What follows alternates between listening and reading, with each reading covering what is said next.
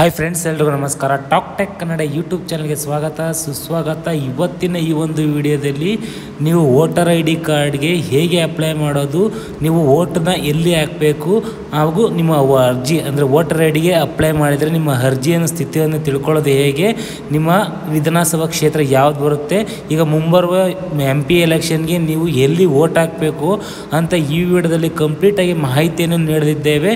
ಈ ಮಾಹಿತಿ ಕಂಪ್ಲೀಟಾಗಿ ನೋಡಿ ವಿಡಿಯೋನ. ಈ ವಿಡಿಯೋ ಒಂದು ಇಷ್ಟ ಆದರೆ ಲೈಕ್ನ ಮಾಡಿ, ನಾವು ಅದರ ನಮ್ಮ ಚಾನಲ್ ಸಬ್ಸ್ಕ್ರೈಬ್ ಮಾಡ್ಕೊಳ್ಳಿ ಅಂದರೆ ಸಬ್ಸ್ಕ್ರೈಬ್ ಮಾಡ್ಕೊಳ್ಳಿ, ಪಕ್ಕದಲ್ಲಿರೋ ಬೆಲ್ ಬಟನ್ನ ಆಲ್ ಇಟ್ಕೊಳ್ಳಿ. ನಾವು ಯಾವುದೇ ಹೊಸ ವಿಡಿಯೋಸ್ ಬಿಟ್ಟರು ನಿಮಗೆ ನೋಟಿಫಿಕೇಷನ್ಸ್ ಮುಖಾಂತರನೇ ಬರುತ್ತೆ ಅಂತಲೇ ಹೇಳಬಹುದು. ನೀವು ನಿಮ್ಮ ಮೊಬೈಲ್ನಲ್ಲೇ ಅಪ್ಲೈ ನೋಡ್ಬೋದು. ನೀವು ನಿಮ್ಮ ಮೊಬೈಲ್ನಲ್ಲಿ ಗೂಗಲ್ ಕ್ರೋಮ್ನ ಓಪನ್ ಮಾಡ್ಕೊಬೇಕಾಗುತ್ತೆ. ಗೂಗಲ್ ಕ್ರೋಮ್ನ ಓಪನ್ ಮಾಡಿಕೊಂಡು ಇಲ್ಲಿ CEO of Karnataka, CEO Karnataka ಅಂತ ಸರ್ಚ್ನ ಮಾಡಿದ್ರೆ ಸಾಕು. ಇಲ್ಲಿ ಫಸ್ಟ್ನೇದು ಆಪ್ಷನ್ ಬರುತ್ತೆ ನೋಡ್ಬೋದು, ಚೀಫ್ ಎಲೆಕ್ಟ್ರಲ್ ಆಫೀಸರ್ ಅಂತ ಬರುತ್ತಲ್ಲ ಕರ್ನಾಟಕ. ಇದ್ರ ಮೇಲೆ ನೀವು ಕ್ಲಿಕ್ನ ಮಾಡ್ಕೊಬೇಕಾಗುತ್ತೆ.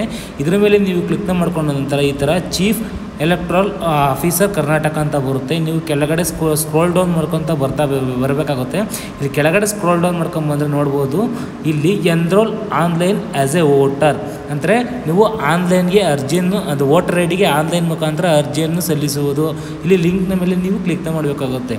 ಈ ಲಿಂಕ್ನ ಮೇಲೆ ನೀವು ಕ್ಲಿಕ್ನ ಮಾಡಿದ್ರೆ ಇಲ್ಲಿ ಬರುತ್ತೆ ನೋಡ್ಬೋದು, ಇಲ್ಲಿ ನ್ಯೂ ರಿಜಿಸ್ಟ್ರೇಷನ್ ಫಾರ್ ಎಲೆಕ್ಟ್ರಾಲ್ಸ್ ಅಂತಿದೆ, ಫಿಲ್ ಫಾರಮ್ 6 ಇದ್ರ ಮೇಲೆ ನೀವು ಕ್ಲಿಕ್ನ ಮಾಡಬೇಕಾಗುತ್ತೆ. ಇದ್ರ ಮೇಲೆ ನೀವು ಕ್ಲಿಕ್ನ ಮಾಡಿಕೊಂಡು ಇಲ್ಲಿ ಮೊದಲು ನೀವು ಸೈನಪ್ನ ಮಾಡ್ಕೊಂಡ ನಂತರ ಇಲ್ಲಿ ಮೊಬೈಲ್ ನಂಬರು, ಇಲ್ಲಿ ಇಮೇಲ್ ಐ ಡಿ ಎಂಟ್ರಿ ಮಾಡಿ, ಆಮೇಲೆ ನಿಮಗೆ ಅರ್ಜಿ ಓಪನ್ ಆಗುತ್ತೆ. ಅಂದರೆ ನಿಮಗೆ ಅಪ್ಲಿಕೇಶನ್ ಫಾರಮ್ ಓಪನ್ ಆಗುತ್ತೆ. ಅದರಲ್ಲಿ ನಿಮ್ಮ residential address, Aadhaar card, mobile number, email I D, ನಿಮ್ಮ ಫೋಟೋ, ಅಂದರೆ date of birth, date of proof ಕೂಡ ಕೇಳುತ್ತೆ. ನೀವು ಅಲ್ಲಿ ಎಂಟ್ರಿನ ಮಾಡಬೇಕಾಗುತ್ತೆ. ನಂತರ ನೀವು ಇಲ್ಲಿ ಸರ್ಚ್ ನೇಮ್ ಇನ್ ಮೈ ವೋಟರ್ ಲಿಸ್ಟ್ ಅಂದರೆ ನಿಮ್ಮ ಅರ್ಜಿ, ಇದು ವೋಟರ್ ಐ ಡಿ ಇರುತ್ತೆ ನಿಮ್ಮ ಹತ್ರ. ಆದರೆ ನಿಮಗೆ ನಿಮ್ಮ ಅರ್ಜಿ, ನೀವು ವೋಟ್ ಎಲ್ಲಿ ಹಾಕಬೇಕು ಅಂದರೆ ನೀವು ಫಸ್ಟ್ ಟೈಮ್ ಅಪ್ಲೈ ಮಾಡಿ ನಿಮಗೆ ಫಸ್ಟ್ ಟೈಮ್ ಬಂದಿರುತ್ತೆ, ನಿಮಗೆ ಎಲ್ಲಿ ಹಾಕಬೇಕು ಅಂತ ನಿಮಗೆ ಗೊತ್ತಿರಲ್ಲ, ವೋಟ್ನ ಎಲ್ಲಿ ಹಾಕಬೇಕು ಅಂತ ಗೊತ್ತಿರಲ್ಲ.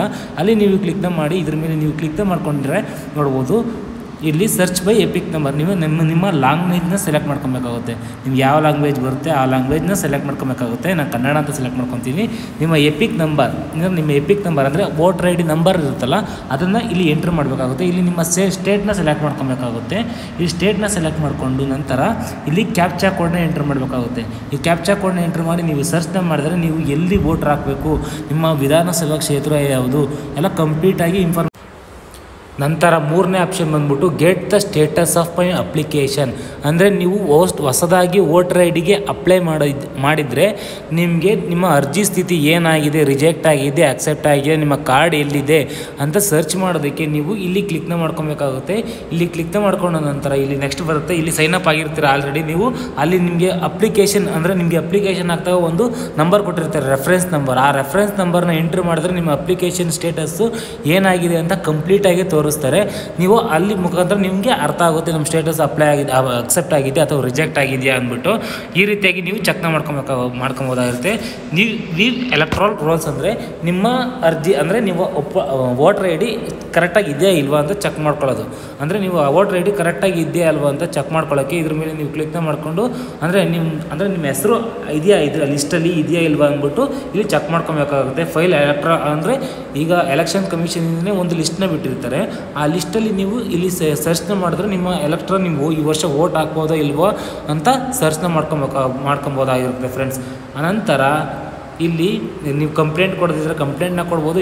ವೋಟರ್ ಹೆಲ್ಪ್ ಲೈನ್ ಬೇಕಾದ್ರೆ ನಿಮ್ಗೆ ಏನಾದ್ರು ಪ್ರಾಬ್ಲಮ್ ಇದ್ದರೆ, ನಿಮ್ಮ ವೋಟರ್ ಐ ಡಿ ಬಗ್ಗೆ ಏನಾದ್ರು ಪ್ರಾಬ್ಲಮ್ ಇದ್ದರೆ, ನಿಮ್ಮ ಅರ್ಜಿಯನ್ನು ಅಪ್ಲೈ ಮಾಡಿರ್ತೀರ, ಅದರಲ್ಲಿ ಏನಾದ್ರು ತೊಂದರೆ ಇದ್ದರೆ ನೀವು ಈ ನಂಬರ್ಗೆ ಕಾಂಟ್ಯಾಕ್ಟ್ನ ಮಾಡ್ಬೋದಾಗಿರುತ್ತದೆ. ಈ ಒಂದು ಮಾಹಿತಿ ಈ ಒಂದು ವಿಡಿಯೋದಲ್ಲಿ ಆಗಿರುತ್ತದೆ ಫ್ರೆಂಡ್ಸ್. ಈ ಒಂದು ಮಾಹಿತಿ ಇಷ್ಟ ಆಗಿದ್ರೆ ಲೈಕ್ ಮಾಡಿ, ಕಮೆಂಟ್ ಮಾಡಿ, ನಿಮ್ಮ ಫ್ರೆಂಡ್ಸ್ ಫ್ಯಾಮಿಲಿ ಜೊತೆ ಶೇರ್ ಮಾಡ್ಕೊಳ್ಳಿ ಅಂತ ಹೇಳ್ತಾ ನೆಕ್ಸ್ಟ್ ವಿಡಿಯೋದಲ್ಲಿ ಸಿಗ್ತೀನಿ. ಅಲ್ಲಿವರೆಗೂ ಟೇಕ್ ಕೇರ್, ಬಾಯ್, ಜೈ ಹಿಂದ್, ಜೈ ಕರ್ನಾಟಕ ಮಾತೆ.